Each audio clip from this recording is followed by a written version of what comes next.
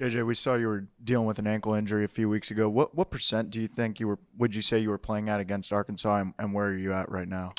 I feel like I was 100%. I mean, I was out there like usual, just I did precaution stuff, around the facility, but I felt really good going in Arkansas, and I felt like I played good as well.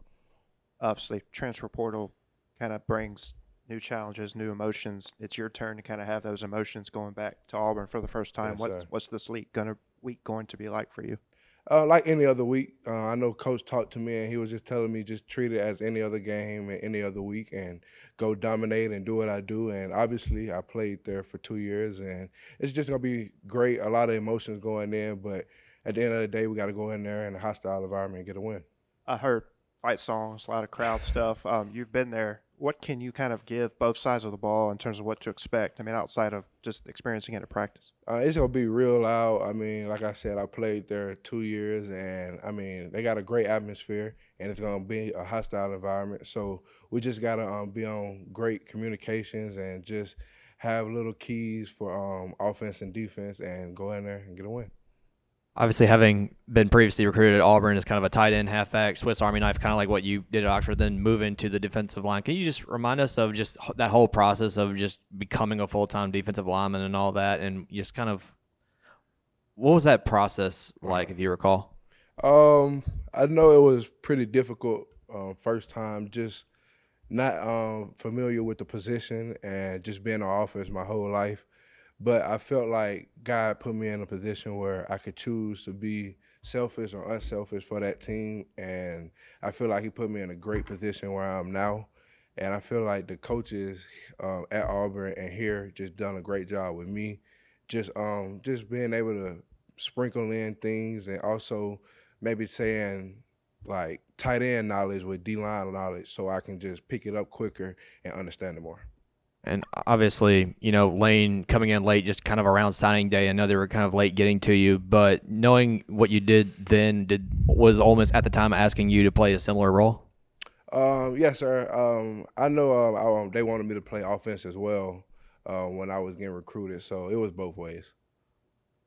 Lane was, excuse me, Lane was talking about how Auburn analytically is a different team at home. You played there wearing an Auburn uniform. How much did you, when you were playing for them, feed off the crowd? How much different did you notice Auburn was at home as opposed to on the road? I feel like the crowd plays a big part of just the environment and the energy that when I was there we brought. I mean, no matter what our record was or what the score was, we felt the energy from the crowd. Definitely at home, we feel like we can go undefeated there. So, again, they trying to find things on the offense and defensive side, and I know they're gonna have the crowd and energy with them. So, and then they got a ranked team coming in. So, our mindset is to treat it as any other game. Use the crowd as our energy and juice, and just try to get out of there again with a dub. From what you've seen on tape so far, what can you kind of tell us about Auburn's offense and what stands out to you? They got a great run game, and they like I said, still trying to figure out a couple of things. But I know at home things can go their way. They play Georgia tough, so you just never know. And like it's just SEC football at the end of the day. And Jay, you were talking a little bit before about transitioning to the defensive line. I mean, that's something that people at this level have had, years of. Mm-hmm.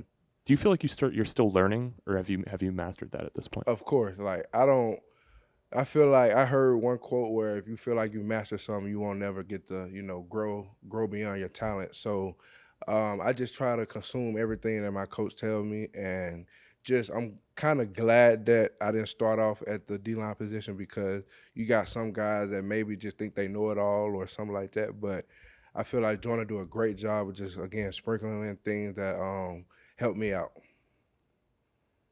I know come game day you're going to be blocking out the noise, but just going in, do you expect to be welcomed back with open arms? I don't have no clue. I know I had like a couple people reach out to me and just saying they're glad to see me play again, but I feel like it'll be a welcome home from the friends and family members that I met there. JJ, if you don't mind, take us back 2 years ago when this matchup happened, obviously, with a new head coach, primetime game. Going back to that game, if you recall, I mean, did that kind of feel like y'all's Super Bowl at that point in the season, knowing what Ole Miss was coming in with at the time? Yeah, sir. I mean, like I said, we was lose on a losing streak, and Ole Miss coming in hot. I think they were ranked top 10 maybe at that point. So we knew they were coming to a hostile environment. So again, we use the energy against them. But I feel like this year in this team, like we blocked out so much noise from the outside, like just things not even from the stadium, just other stuff, and just stuck together as a team, and we're closer as a unit. So I feel like it's a great advantage for us. There you go. Thanks.